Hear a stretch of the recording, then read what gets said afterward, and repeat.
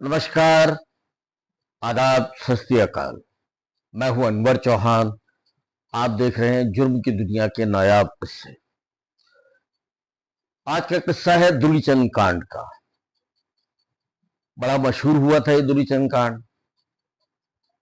उम्मीद करता हूं आपको भी पसंद आएगा, आखिर तक देखिएगा। एक सफाई कर्मचारी था दुलीचंद, पश्चिम बिहार में रहता था, दिल्ली के, और नौकरी करता था वो कैप्टन एस वासुदेव के यहां, जो ग्रीन पार्क में रहते थे। उनकी कोठी की सफाई करता था।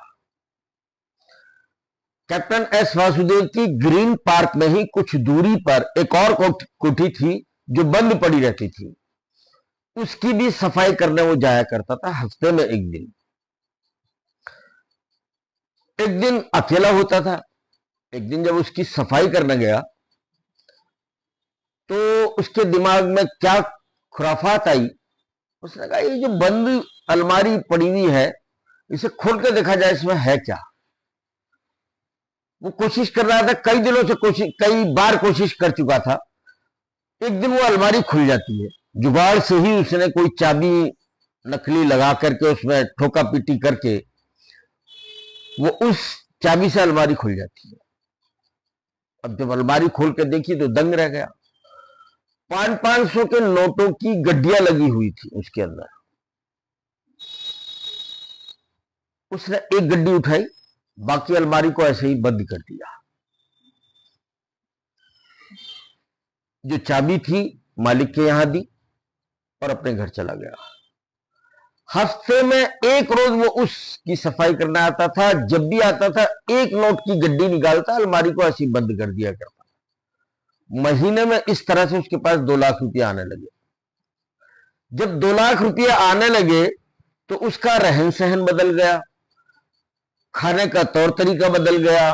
पहले मोटरसाइकिल लेकर के आया, यार दोस्तों को शाम को बैठ करके दारू पिलाने लगा। मकान की मरम्मत कराई, सफाई सुथराई करा के पेंट वेंट कराया और बढ़िया बना लिया। बढ़िया सोफे लेकर के आया और यार दोस्त बैठ करके दारू पीने लगे। कुछ दिन बाद वो एक कार भी खरीद लाया, सेकेंड हैंड कार खरीद लाया। उसमें यार दोस्तों को घुमाने लगा। बात धीरे धीरे दूर तक पहुंचने लगी। बात पुलिस के मुखबिरों तक भी पहुंची। मुखबिरों ने बताया, है ये सफाई कर्मचारी, लेकिन रहन सहन का अंदाज, खाने पीने का अंदाज, घूमने का अंदाज रईसों वाला है। आखिर वजह क्या, कहां से आता है इसके पास पैसा? कोई नंबर 2 का काम करता है? पुलिस ने उठाया, पश्चिमी दिल्ली के पुलिस ने उठाया, थोड़ा मारा पीटा, पूछा कि भाई रोज दारू पीता, कहां से आते हैं पैसे, तनख्वाह क्या है? तनख्वाह बताई उसने, इतनी तनख्वाह। बोले, इतनी तनख्वाह में तो दारू दोस्तों को पिला नहीं सकता, मोटरसाइकिल पे कार में घूम नहीं सकता। पिटता रहा लेकिन खामोश रहा। उसने कहा, नहीं जी, मैं तो अपनी कमाई में से ही करता हूं। पुलिस ने छोड़ दिया। सिलसिला बदस्तूर जारी रहा। जब भी सफाई करने जाता था, उस कोठी की एक गड्डी निकालता था। हर हफ्ते एक गड्डी वो निकाल लिया करता था, अलमारी को ऐसे ही बंद कर दिया करता था। मालिक को पता लग नहीं रहा था, इसलिए उसने कहा, मालिक को कुछ पता ही नहीं लगता है। खैर, बात धीरे धीरे और आगे बढ़ी तो पश्चिमी दिल्ली के स्पेशल स्टाफ ने फिर उसे उठा लिया। मारा पीटा, 2 दिन अपने पास रखा, कुछ नहीं बताया, लेकिन पिटता रहा, कुछ नहीं बताया, इतना मना करता है। हार करके पुलिस को फिर छोड़ना पड़ा और उसका सिलसिला ऐसे ही चलता रहा। इस पिटने पिटाने के बावजूद भी वो सेकेंड हैंड गाड़ी जो थी वो उसने बेची और उसके बाद वो नई कार खरीद लाया। बात धीरे धीरे आगे बढ़ती रही। इस तरह की जो बातचीत होती है, वैसी अफवाहों के पैर लग जाते हैं। ये बात पुलिस के मुखबरों के माध्यम से नई दिल्ली डिस्ट्रिक्ट के स्पेशल स्टाफ को पता लगी। कि कोई आदमी है इस तरीके से, और कोई ना कोई उसका नंबर 2 का कारोबार जरूर है, जिसका पता लगाया जाए आखिर क्या करता है, चोरी करता है, डकैती डालता है, या नंबर 2 का कोई काम करता है। इतने ठाट बाट आखिर उसके हैं कैसे। नई दिल्ली डिस्ट्रिक्ट के स्पेशल स्टाफ थे एस के गिरी, इंस्पेक्टर जो थे एस के गिरी थे। एस के गिरी ने उसे उठवा लिया, मारा पीटा तोड़ा, 3 दिन तक अपने पास रखा कि बता कहां से क्या करता है, स्नैक बेचता है, शराब बेचता है, चोरी करता है, डाका डालता है, क्या करता है, ये ठाट बाट मोटरसाइकिल कार ये कहां से आए तेरे पास, घर में लगाने के लिए पैसा कहां से आया, तेरी तनख्वाह में तो इतना हो नहीं सकता। पिटता रहा। तीसरे दिन हार करके नई दिल्ली डिस्ट्रिक्ट के स्पेशल स्टाफ ने भी उसको छोड़ दिया। लेकिन इंस्पेक्टर एस के गिरी थोड़ा चालाक टाइप का इंसान था, उसने 2 पुलिस वालों को उस पर निगरानी रखने के लिए छोड़ दिया। 2 पुलिस वाले लगातार उस पर निगरानी रख रहे थे, कब कहां आता है, कैसे जाता है, क्या करता है। 2 पुलिस वाले लगातार उसके पीछे थे। नई दिल्ली डिस्ट्रिक्ट के स्पेशल स्टाफ के हाथों पिटने के बाद उसने कुछ फैसला कोई और ले लिया। एक दिन वो घर से निकला, बस में बैठा, बस से कनॉट प्लेस तक आया, कनॉट प्लेस से 7 बड़े बैग खरीदे, एक टैक्सी की, टैक्सी में बैठा और 7 बैग उसमें रखे। जिस कोठी में मालिक की जाता था ग्रीन पार्क, उस कोठी से कुछ दूरी पर उसने टैक्सी छोड़ी, वहां से पैदल गया, मालिक के यहां से चाबी ली, चाबी लेकर के उस बंद पड़ी कोठी में गया और वहां से 7 बैग भर करके उसने टैक्सी में रखे। ये सारा नजारा पुलिस वाले देख रहे थे जो उस पर निगरानी रख रहे थे। पुलिस वालों ने मैसेज किया गिरी को, हम यहां है, लोकेशन ये है, और ये टैक्सी में 7 बैग भर के ले जा रहा है, क्या है बैगों में नहीं मालूम। जब कुछ दूरी पर ही पहुंचा था पुलिस ने रोक लिया, क्योंकि पुलिस पीछे थी, लेकिन उसको नहीं मालूम था कि मेरे पर कोई निगरानी रखे हुए। पुलिस वाले उसको बैगों समेत टैक्सी समेत लेकर के थाने आ गए। अब जो बैग खोल करके देखे तो पुलिस वाले हैरान, बैग के अंदर नोटों की गड्डियां और एक बैग के अंदर सोने के बिस्किट। तो पुलिस को पता था कि इस कोठी से ये गया है और इस कोठी से इसने बैग रखे हैं। पुलिस ने पूछा, अच्छा, उसने बता दिया कि मैं यहां सफाई कर्मचारी हूं। दुलीचंद ने बताया पुलिस को कि मैं सफाई कर्मचारी हूं, मालिक के यहाँ ये अलमारी में थे, मैंने भर लिए क्योंकि मैं बार बार पिटा, मैंने दिल्ली छोड़ने का फैसला कर लिया था कि इन नोटों के साथ लेकर के अपने बच्चों को लेकर के कहीं दूर चला जाऊंगा। पुलिस को पता था कि कैप्टन एस वासुदेव के यहां से, कैप्टन एस वासुदेव ये वो है जो कांग्रेसी बड़े नेता थे आर के धवन, अब वो जीवित नहीं है, इस दुनिया में नहीं है, उनके बिजनेस पार्टनर थे। और ग्रीन पार्क में जो दूसरी कोठी थी वो कमला एस वासुदेव के नाम पर थी। Kamala S Vasudev captain S Vasudev की पत्नी है। ये सारा मैंने खुद ने तफ्तीश की थी, जानकारी जुटाई थी, उससे यह हासिल हुई। अब पुलिस जो है सीधे कैप्टन एस वासुदेव के यहां पहुंच जाती है कि आपका नौकर आपकी रकम लेकर के ऐसे ऐसे भाग गया। कैप्टन एस वासुदेव कहते कौन सा नौकर, कौन सी रकम। पुलिस ने कहा भाई दुलीचंद ये आपके यहां नौकरी करता है। बोला मेरे यहां नहीं करता नौकरी,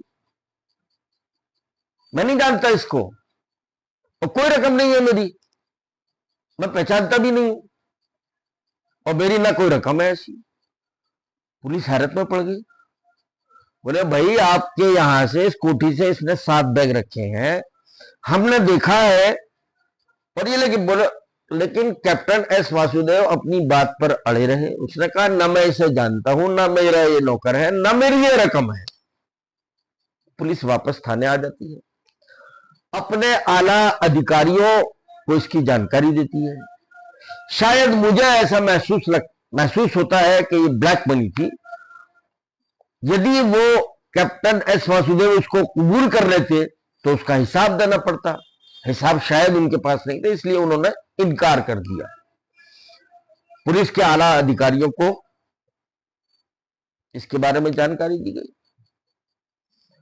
सारे पुलिस वालों, जो आला अधिकारी थे, इंस्पेक्टर थे, जो इस टीम में थे, जो और लोग, वो इस नतीजे पर पहुंचे कि उन्होंने एक 40 लाख रुपए की रिकवरी दिखाई इस दुलीचंद पर और इसकी गिरफ्तार किया और एक कलंदरा बनाया।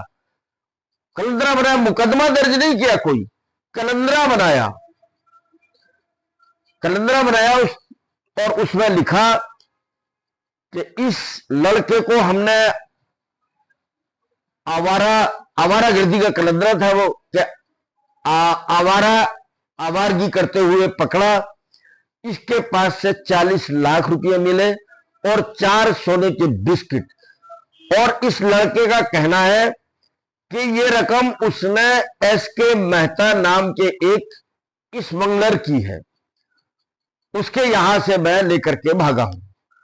एसके मेहता नाम का स्मगलर ऑलरेडी पहले ही मर चुका था, यानी तफ्तीश आगे बढ़ ही नहीं सकती थी। 40 लाख रुपए का कलंदरा बना करके और 4 सोने के बिस्किट की रिकवरी दिखा के इसे बंद कर दिया।